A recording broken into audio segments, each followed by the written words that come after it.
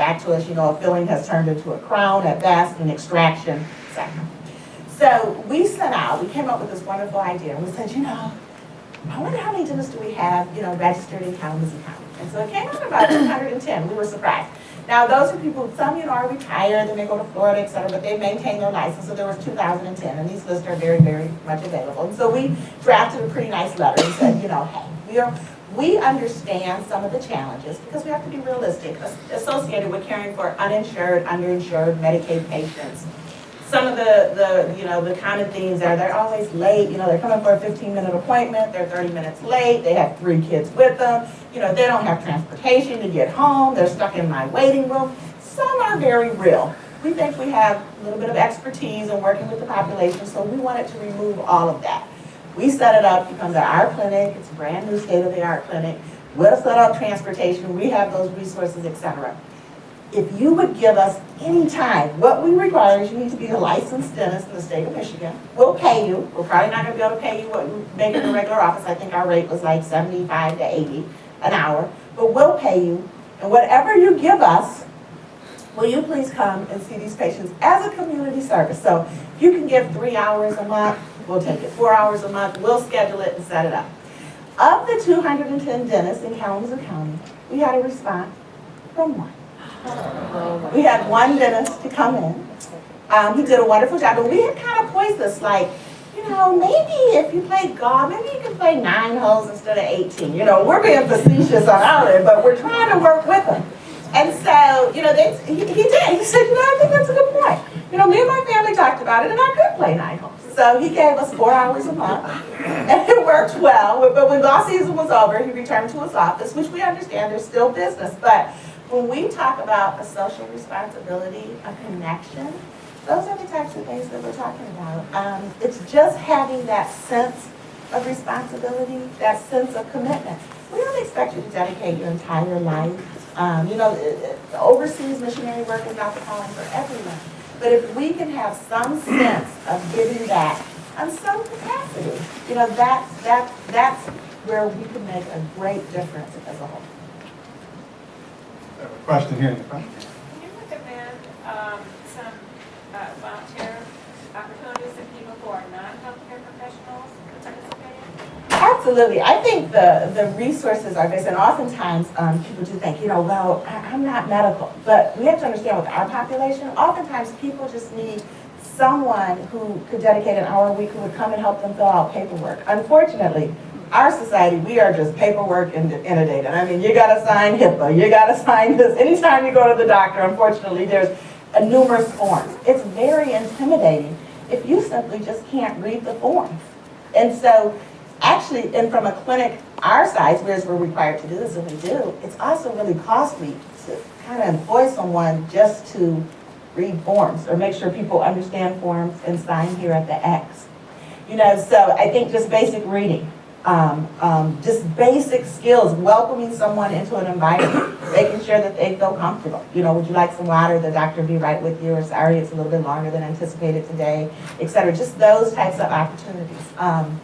You know, there's numerous programs. There's a Ready to Read program out, which we are trying to get volunteers, and that's through the Kalamazoo Library. But that does a wonderful job, and what it has shown is that children do so much better, this is more on the educational component, if they have access to just basic reading, having someone to read to them. And so this program is phenomenal. It actually gives out books, but one of the volunteer components of it is that you go into various places where there are children, and typically underserved children, and you read to them. So as they're waiting for the doctor, or as their mother is waiting, you're reading a book about Winnie the Pooh. So many of these children do not have books at home and do not have anyone to read to them. So the first time that they're introduced to this is when they're in school, and that's really too late. So it's very basic things like that. You know, so many of us don't have a clinical background. We don't expect you to come in and do surgery or anything, but there's so many other ways that you can really help and reach out. Thank you. Did you have a question? Well, I just wanted to sort of ask a little bit about, or make a comment about the political becoming personal. I'm involved in the free clinic in St. Joe County, and we have real problems with professional volunteers. But I think that it's the disconnect, because our politicians are the hacks, just as are our dentists and physicians. you know, for the most part. And they are not, that's not where they choose to look to see what's happening. I think that's the you know, the big problem. We invite the local politicians to visit our clinic. We write them, you know, letters with stories and that kind of thing, and the response is usually nothing. If it is, it's just, you know, the letter that's sent. Well, they must not So- be Christians. Well, I don't know as to their, you know, their faith, you know, what their faith is, but,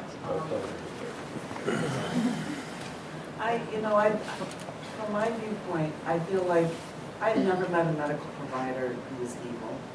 You know, I can't say anything about politicians because I don't know any. Personally, I don't know, so I'm not saying. But, you know, I think dentists, doctors, PAs, you know, people in the medical field are good people usually, you know, good people. And that's why I said that part about the political becomes personal. I think if you were to confront somebody with a person in need, most people make the right choices. So on that one-on-one level, they make the right choices, they help, you know, but it's just going up that step to the of place where trying. the people are. I Yeah, mean, exactly. So I think awareness is one of the big things, you know, and I think people are inundated with those types of letters where, you know, he'd send money because, you know, this child is starting and his name is Joe and he lives here, and here's a picture of him, and, you know, what can you do to help? That's not the kind of personal I'm talking about. I mean, it's a play on that, but it's still, yeah, having them come and work with you, you know, having people, you know, keep pushing with that thing, come to your clinic and meeting people, I think would make a difference. Bill, could I ask you what your sense is of the provider community in You know, regard to this issue? It's very enlightening to hear these comments. I guess I wouldn't have guessed it would have been that low among dentists or whatnot, but again, I guess it doesn't surprise me. And I think it's embarrassing. I really think it's embarrassing for our professional community to be that way. I mean, we are blessed with having so many qualified dentists, doc, whatever, and for huge segments of our population to be unreached is amazing. In Kalamazoo alone, we have 13 pathologists. We have 7 at my hospital and 6 in Borges. That is more pathologists than most countries in Africa.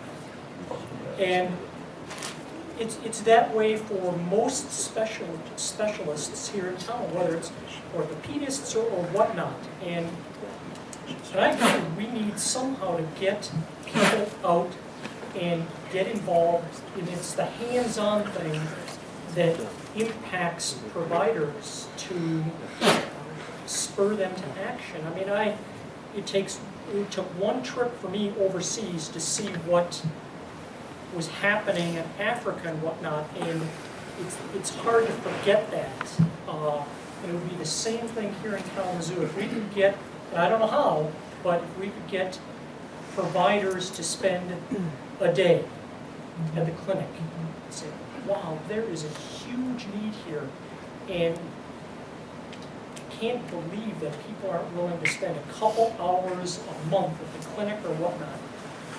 It would make a huge dent, and I don't know what the answer is, but it's embarrassing.